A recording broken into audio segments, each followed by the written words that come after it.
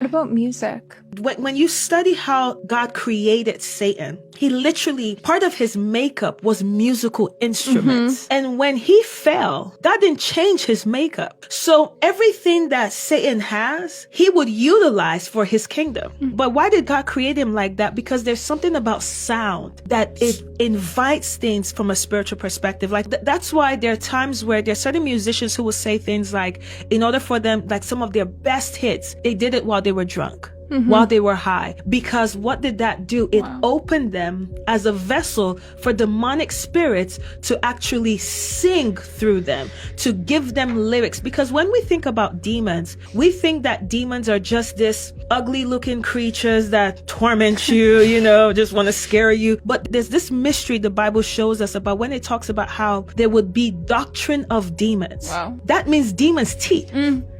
They want to teach you how to live according to the kingdom of darkness. Yeah. They want to teach you how to live in a way that pleases their master, Satan. So no country music?